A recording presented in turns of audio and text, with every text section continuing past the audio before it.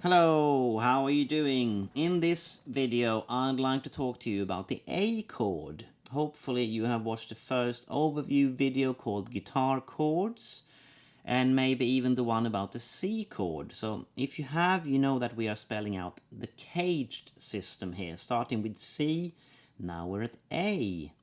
The cage system will map out your fretboard, give names to each area. This is actually best explained with scales. If we think of the minor pentatonic, instead of position 1, 2, 3, etc., we call each area by their caged chord-shaped name. So in this video, we talk about the A chord, how it can become an A shape, how we can extend the chord and even turn it into a major pentatonic, 2 different arpeggios, and all major modes. But let's start with just playing it as an open position chord, because this is where the problems begin. So theoretically, you should play this, all 5 strings, which is kind of impossible. You know, how do you fret it?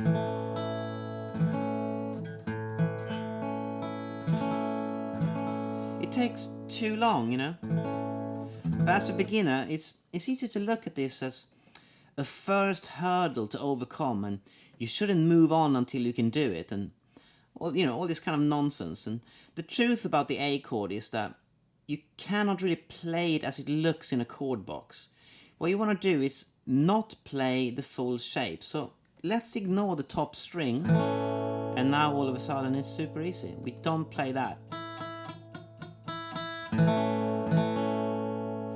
Let's move it up to an E chord, so this is now an A-shaped E chord.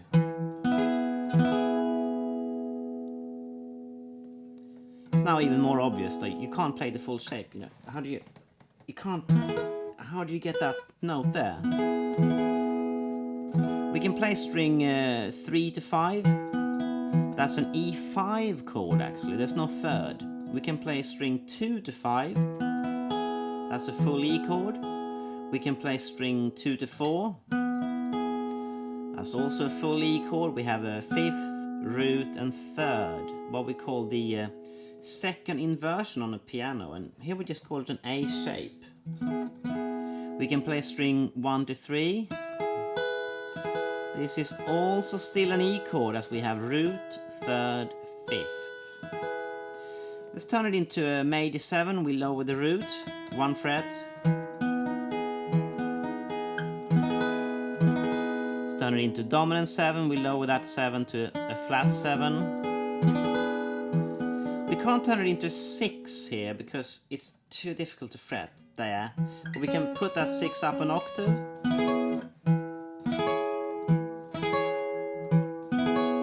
Can't play like that. Let's look at sus2. So we swap that 3rd for a 2. Let's play an add 9. Now we keep the 3rd, but we add a 9. Quite difficult actually. If we're in A here, that's much easier. So that'll be sus2, that'll be add 9. sus4, so we've gone 3rd, up 1 fret there. Combine that with the dominant 7, so that's A, major 7, dominant 7. Combine it with the sus4, that's a dominant 7, sus4. That's an E. Let's play a major 7 arpeggio, so that's all the notes in a row. So this is the chord, root, 5th, major 7, 3rd. We want all of them in a row for an arpeggio. So that's root, 3rd, 5th, major 7, root, 3rd, 5th. Dominant 7 arpeggio, that's, so we're seeing this A shape. Dominant 7, same thing but flat 7.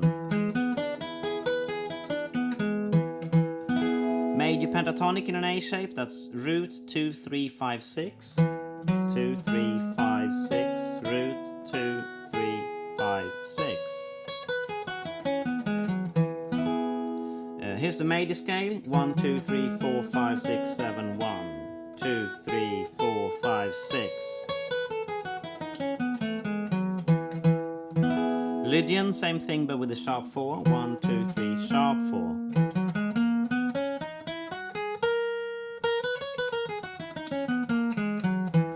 as you can see, if you visualize the A chord and you know all your intervals, there is no end to the possibilities. In order for you to play all the chords, arpeggios and scales, you need context, you need real songs, and that's what you get in the guitar courses as we learn how to play all this in actual songs.